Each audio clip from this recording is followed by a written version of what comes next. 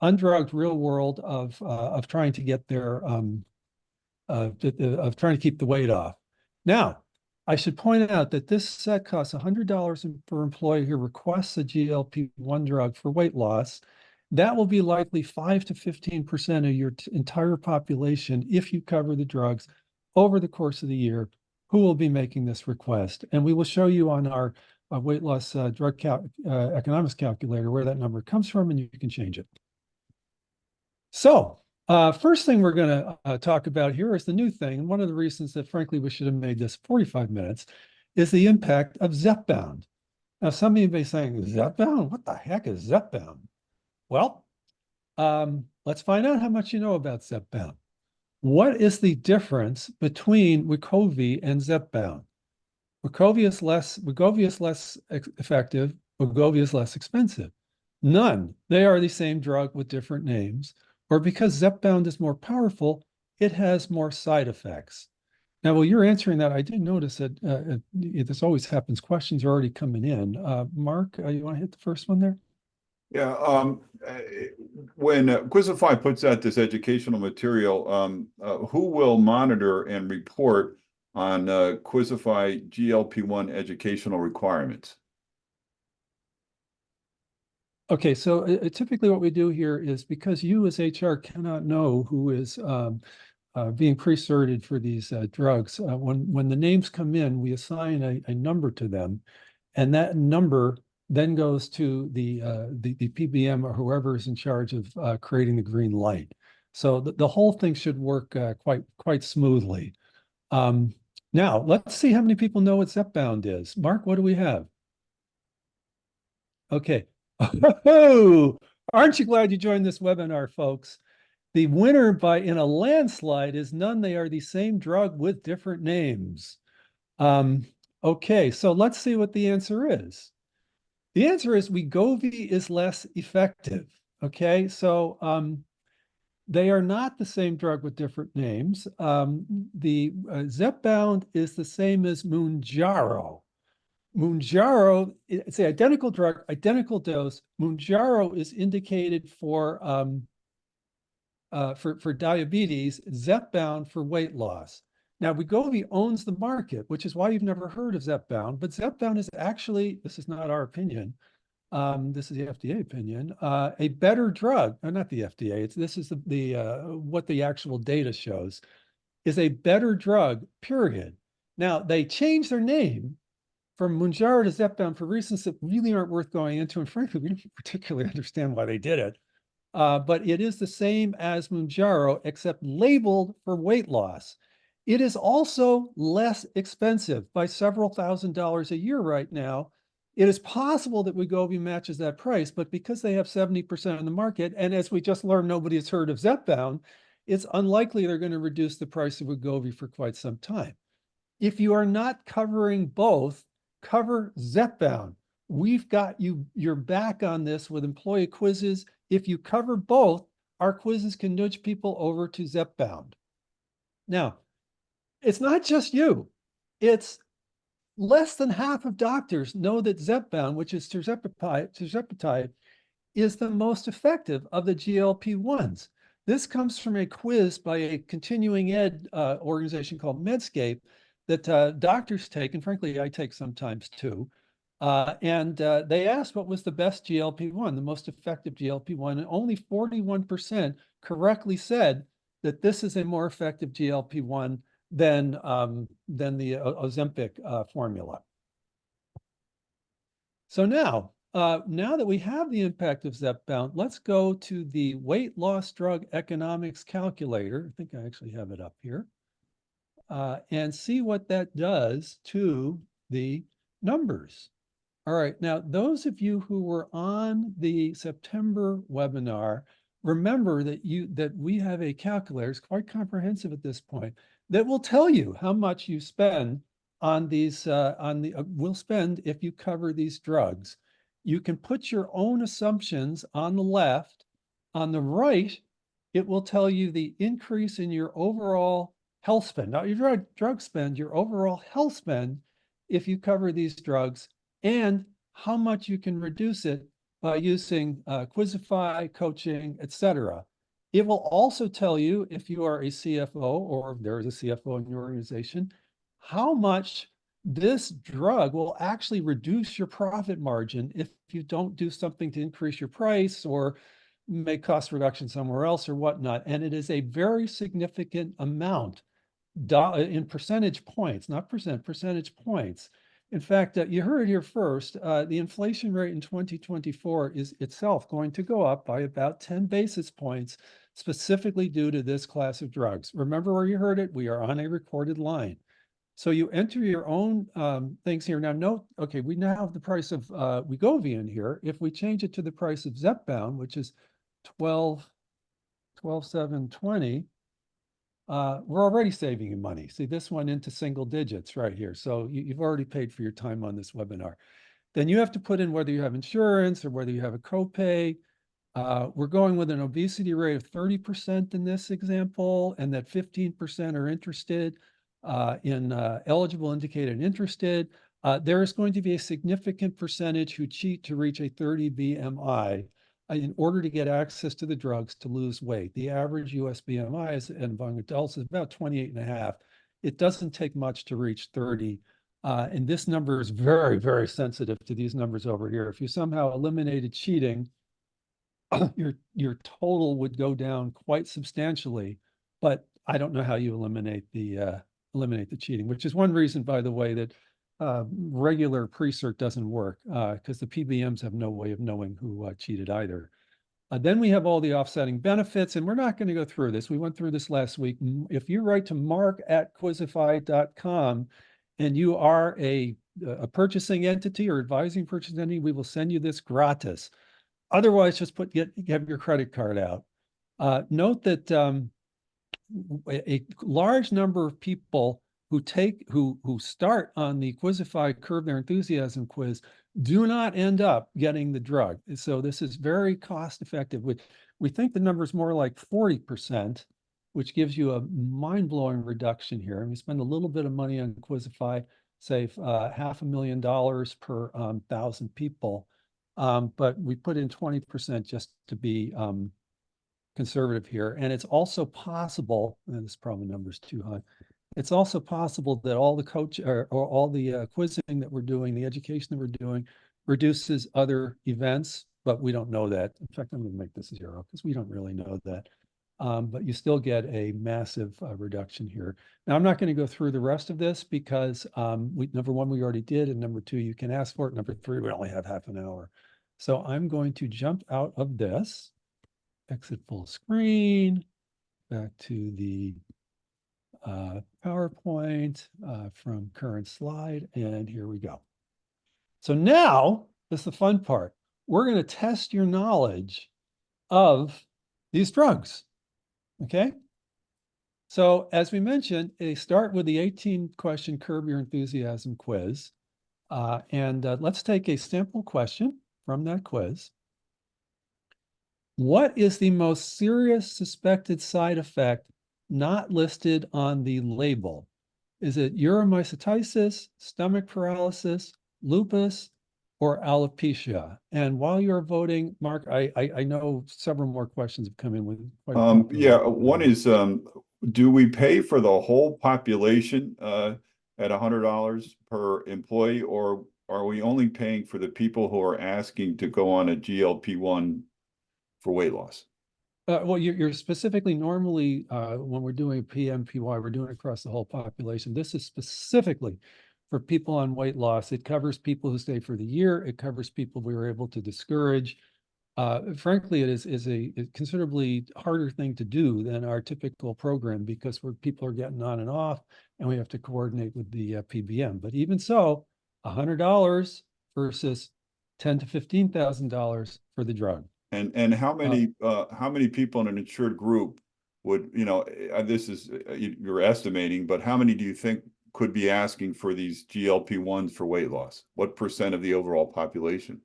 Well, if you cover it at the same rate you would cover any drug that does not have a generic, is a name brand drug without a generic alternative, you're going to get 5 to 12, 5 to 15% over the course of a year, not all at once, but over the course of the year asking for this. So Mark, what do we have for the, stomach paralysis is correct. Either a lot of people were on our September webinar or else they've been reading the literature, but that is correct. It's a rather scary side effect that has been getting quite a bit of press. There are many other side effects as well that we cover in these quizzes. Of course, you knew, or many of you knew, that uromyositis is a Seinfeld thing. As for lupus, it's an autoimmune disease, and if your hair falls out on these drugs, chances are overwhelming that it would have fallen out anyway. Next comes the digestion side effects quiz. Now, once again, we're mirroring the patient journey here. Okay, so the first thing that happens is you have all sorts of digestive side effects. Here's a sample question. Which medical advice is more likely to cause digestive problems instead of solving them?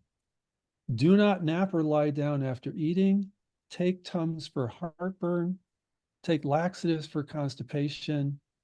Eat more slowly. I'm seeing that little Q&A bar lighting up again, Mark. So what do I just do here? I'm seeing that Q&A button lighting up again. So, oops. All right. So all right, you see the answer. What did the poll say? You know, I'm having a little trouble with this poll, Al. It doesn't seem to want to go out there, but there is a question here. It says that, you know, I see how an educational requirement may reduce the number of people who are trying to game the system and get on one of these drugs. Are there other ways that an employer can prevent, for example, employee tries to game the system to get on a weight loss drug or a GLP-1?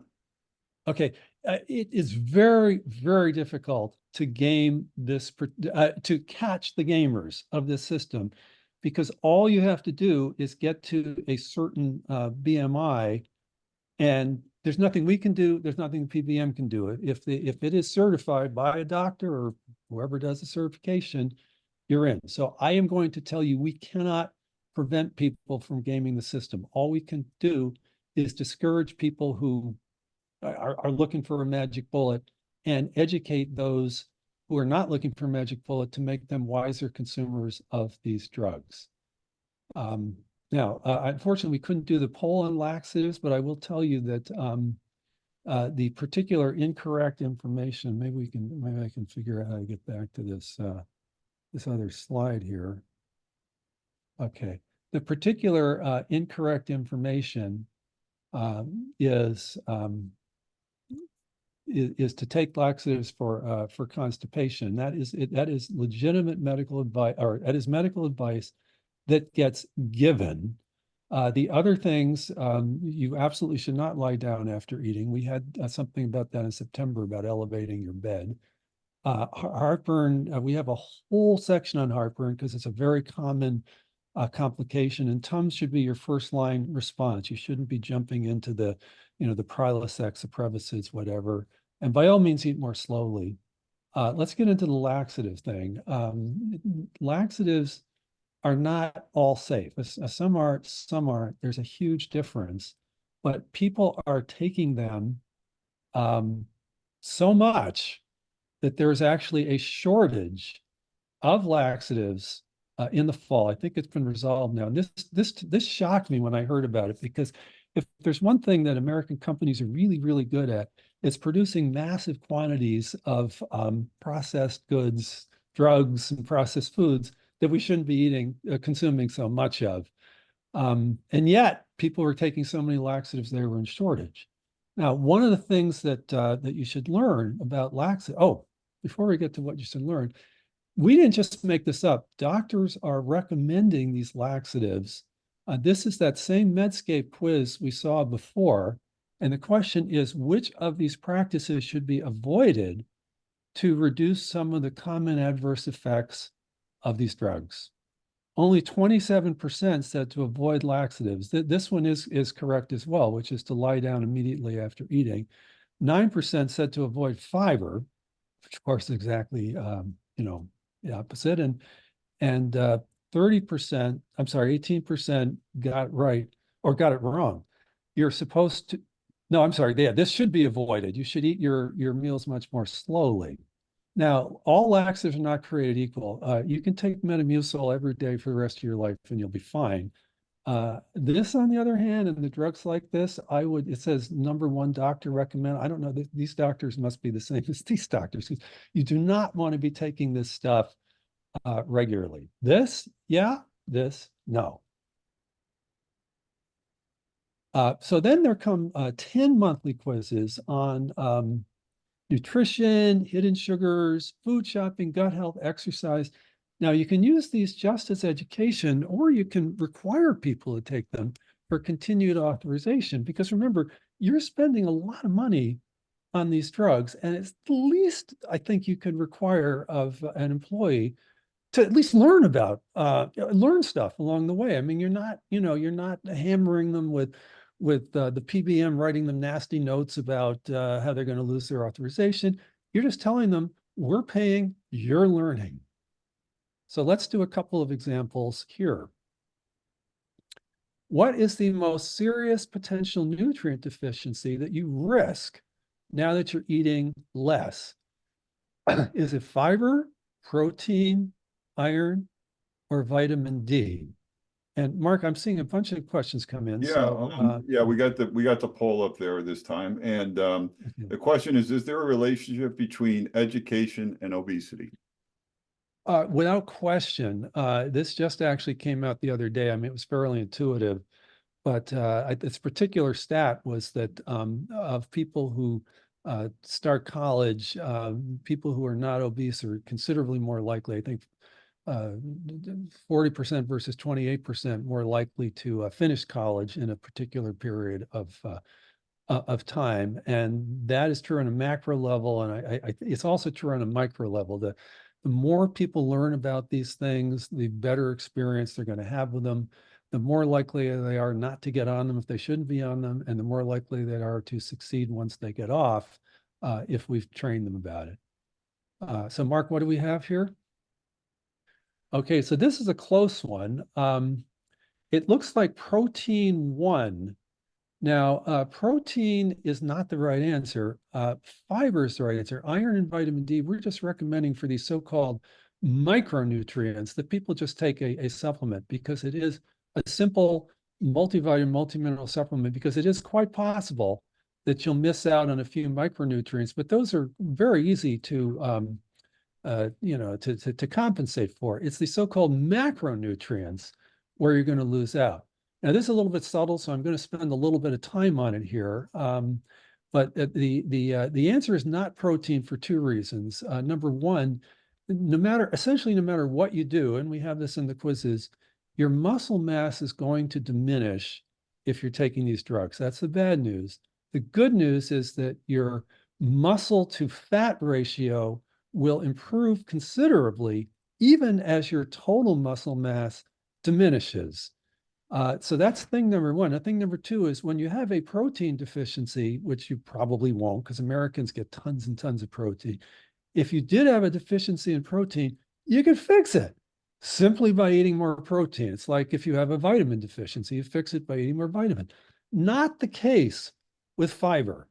With fiber, which is the correct answer, you can create irreversible changes in your bowel, or changes that can be reversed, but with great difficulty, by not getting enough of this.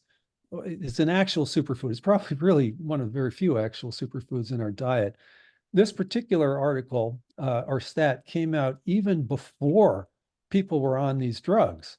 Now, once you put people on these drugs, if they already weren't getting enough to begin with, they're not going to be getting enough times two, because they're probably only eating half the calories now, right? So one of the things in those 10 quizzes that follow the digestion and the curb quiz, we're coming back repeatedly to sources of fiber. What is it that you can do to get more fiber? Because this is the thing. And once again, just like Just like this is a recorded webinar, in a year or less than a year, you're going to hear about how the drugs are increasing the inflation rate. You're also going to hear about how people on the drugs are not getting enough fiber and it's causing significant issues. Okay, not people who are taking Quizzify, everybody else. Now, the difference between our quizzes, I'm sorry, our content, our quizzes, our coaching, and anybody else's is that we name names because that's how people shop. They don't shop for concepts. They don't shop for education. They shop for brands.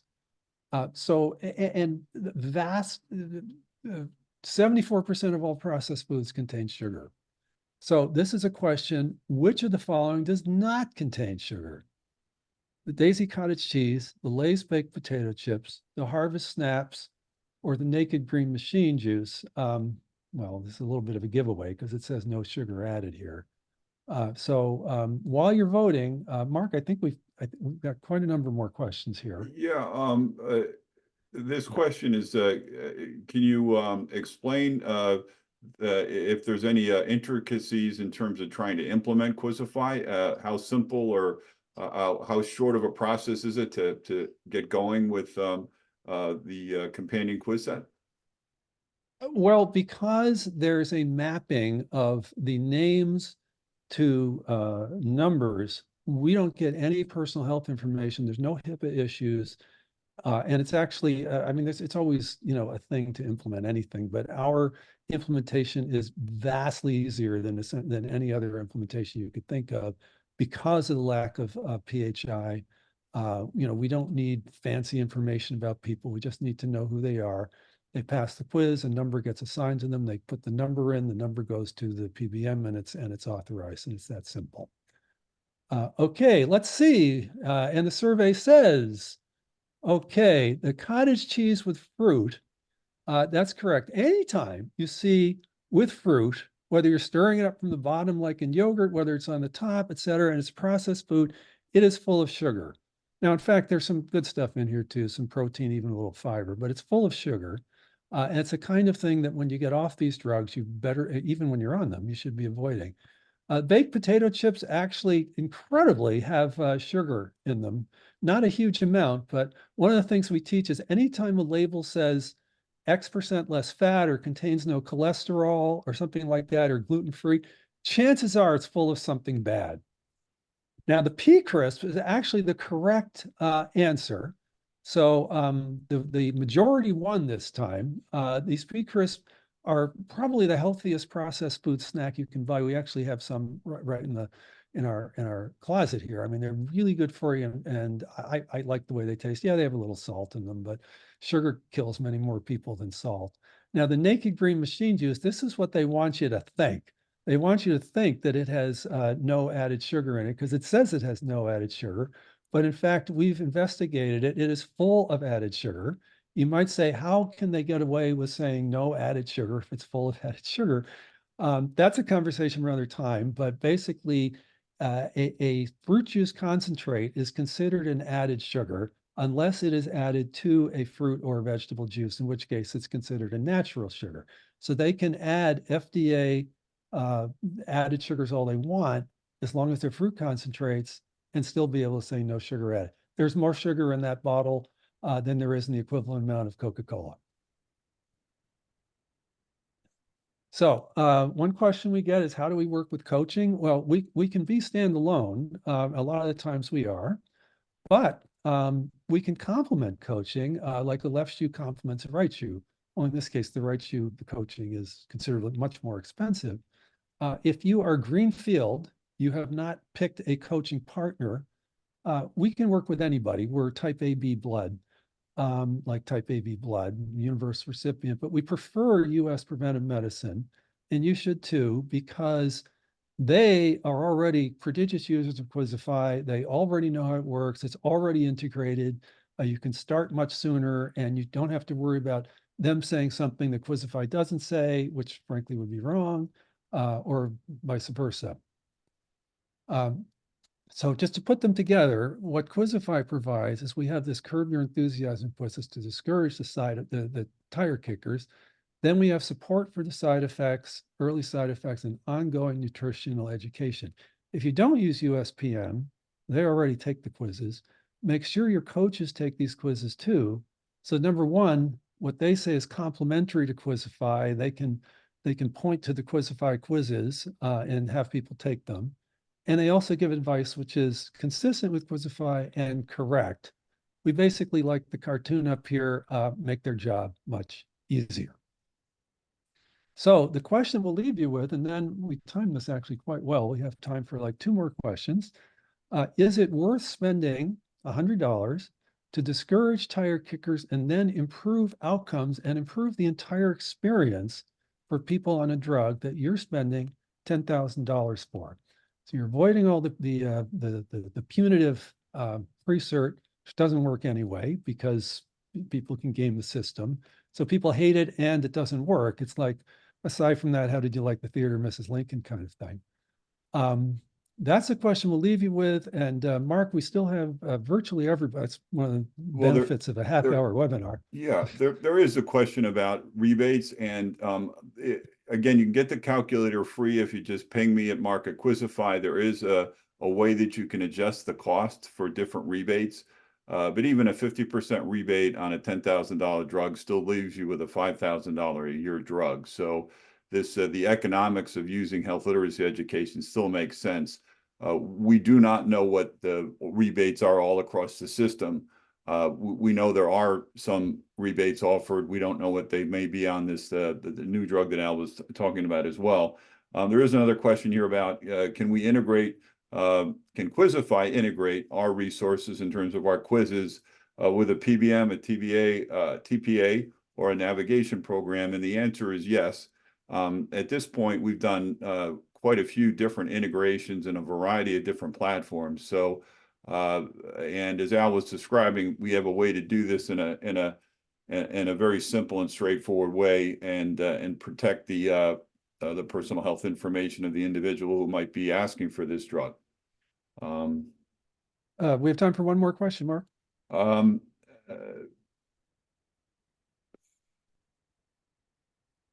Or we can. I think that pretty much wraps it. I mean, there's a question about our minimum price. That it is $500 a year. That's our minimum price. Okay, well, thank you, everybody. Thank you for staying on the whole time, and we will be sending this out shortly.